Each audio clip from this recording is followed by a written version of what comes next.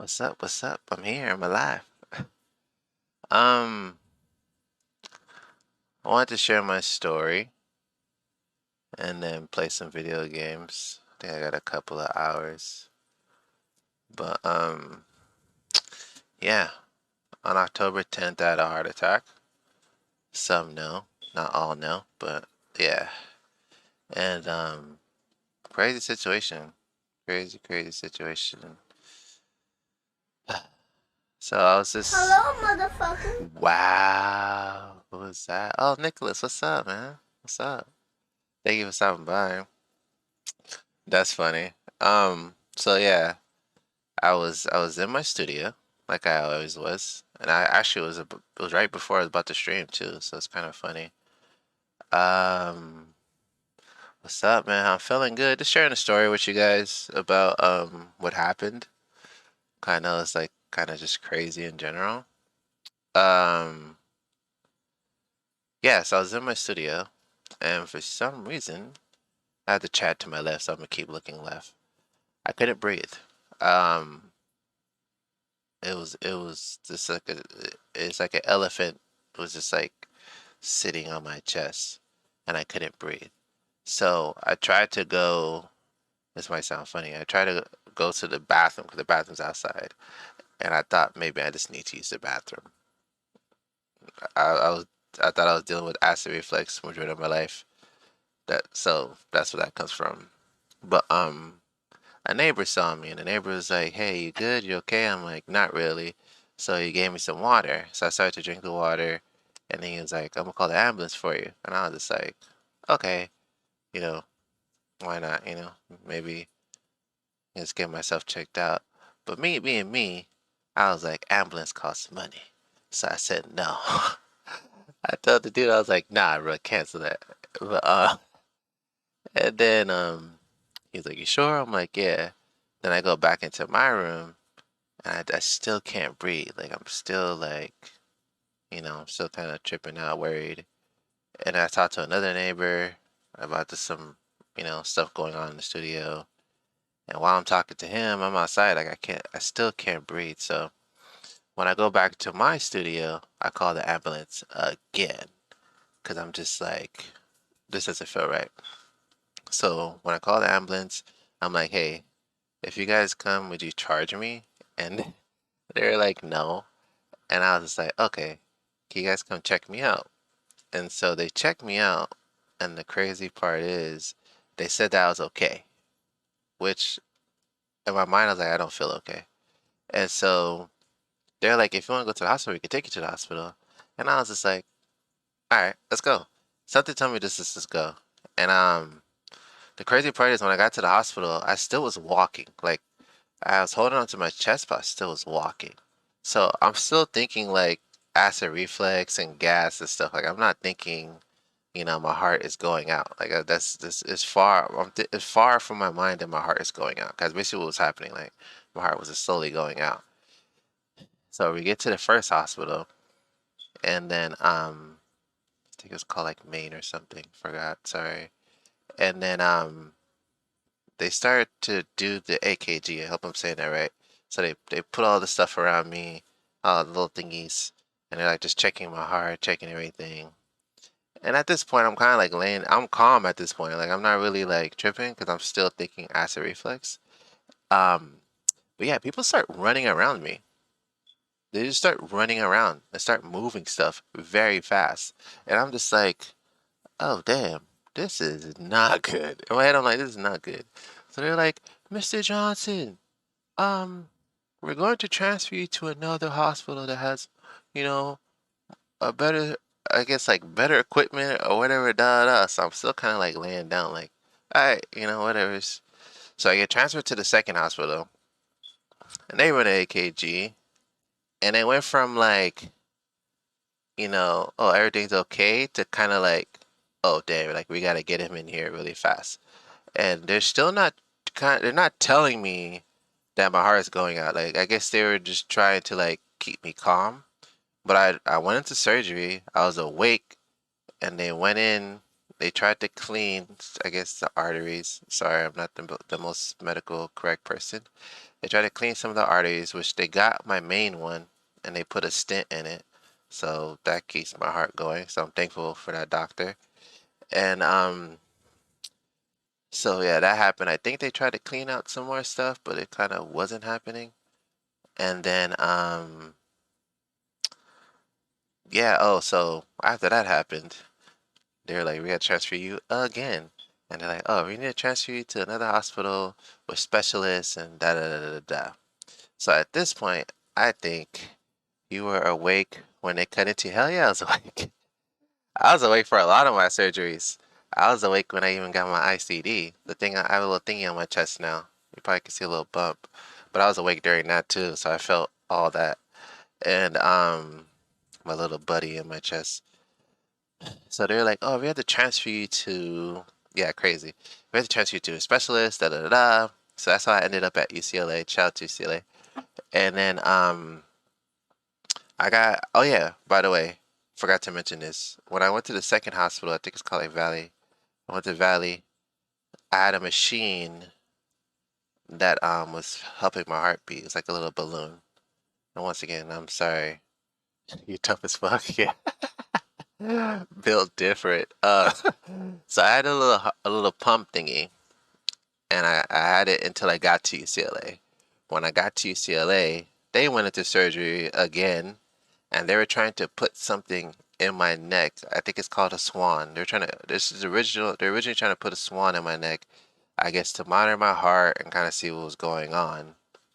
But what I've come to find out because of a loudmouth nurse, the night I went to surgery for that swan, the balloon pump that was in my chest blew because my heart was being erratic. So it was like bad heart, pump, boom, blew up. I died. I went to cardiac arrest. Not even joking. I went to cardiac arrest. They woke me back up. And it's weird. Like it's weird waking up out of that because you don't remember anything right away. So all I could see is a white dude like holding me down and saying, "Are you okay? Do you know where you're at?" And I'm like zooted, like I'm gone. I'm like, "What the hell's going on?" Like I'm panicking. It just feels like a movie. Like it feels like, oh, sorry, I hit my mic. It feels like you're in a movie, but you're also like in a football game because everybody's yelling, everybody's moving, and so I start to remember, and I'm like, "Oh, I'm at UCLA." Surgery in my neck. And they're like, oh, okay. So they kind of like like release the pressure on me, and they like calm me down. Oh, forgot to mention. So the doctor that put the stent in my heart in the second hospital, he was there. I remember him being there, but he was there, and I think he also helped resuscitate me, which is kind of crazy. Like this dude's just an angel all around. I need to get his name. Where you're, yeah, I was dead for a bit. Like not even joking. Like my heart was done. I was done.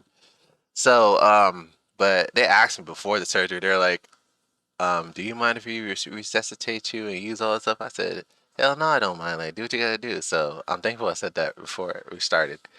But, but I'm trying not to lie. I'm alive, so I guess that's why I'm like giggly about all this stuff. So forgive anybody that's like so super sensitive. Like, I'm just thankful I'm alive. So I'm gonna laugh a lot. So I'm trying to go through the rest of the hospital stay, so the end might be a little quick. So after that happened, I got put on ECMO, and you can Google it. ECMO's crazy. Basically, it helps your heart beat and it gives it oxygen and all this stuff.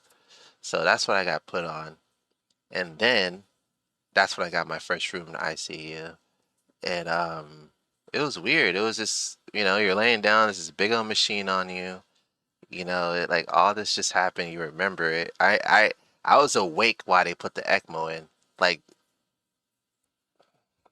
it felt like a lion was just scratching my leg because they went through my groin for all of this stuff. Like I have big ass scars on my groin pulse, and so it's just like once again I'm thankful I'm alive, but it's so much stuff that went through it that I went through, and it's just like super trippy now. Kind of like looking back on it, like damn, this stuff is trippy. And yeah, so I have my bed in ICU. This part is going to be kind of sped up. I have my bed in ICU. Um, ate my food, learning about a diet. Um, I gotta be careful now because my cholesterol is like crazy. That's why I had the heart attack. My cholesterol is like it comes from family, like it's genetic, but apparently my cholesterol is just bananas. So I gotta be smarter about what I eat. So I was learning that while I was in ICU. Bunch of cool nurses, bunch of cool doctors. Funny enough, one of my nurses actually went to my high school, so that was kind of funny. And yeah, I was just doing my walks, taking a bunch of medicine, taking a lot of blood drawn. It was just kind of crazy. And I got transferred again to CCU, I think it's called. And I was just chilling out there and, kind of the same process. My sister and her boyfriend, you know, will stop by a lot. My homie Gear stopped by a lot. Um, my friends came by, so very thankful. There was a lot of people in there that didn't get visits. And so, I'm just thankful for all that. And the craziest thing that happened though, like I got transferred for the third time before I was about to leave. And my neighbor forgot everything, and that was kind of scary. Like he kept asking for his wife, but she was already gone, and then he didn't know where he was at. And because I had to have a shared room, so that kind of like messed me up. I was kind of like, whoa, because that's like a reality of life, even though I just had a heart attack. But yeah, the hospital visit was kind of crazy. I'm happy I'm here. My sister let me stream from the living room, so I'm thankful. It's been a while. I kind of missed this, streaming on my computer. Sorry, I'm playing with the blanket. Um, yeah, and my sister's boyfriend picked me up from discharge, and they're pushing me on the wheelchair. They're like, pushing me, and they're like, "Oh, we have to go down this ramp." And I said, "Fuck that ramp. I'm running down these stairs 'cause I'm getting out of here." So I had all my stuff on my lap and I jumped up and I ran to the car because I just wanted to get out of there. Hopefully my doctor doesn't see I said that. But yeah, I'm good now. I'm thankful. I'm happy. It was a crazy part it's always gonna be a crazy part of my life. And yeah, now I just wanna stream and play video games and laugh and stuff. So that's what happened. I know I'm not the best storyteller, but yep, it happened. I love how Nicholas asks if I was dead for a bit. That's what happens when you go into cardiac arrest. That's why I have my little buddy now. I have my CD, so in case my heart ever wants to go back into cardiac arrest, this will shock me.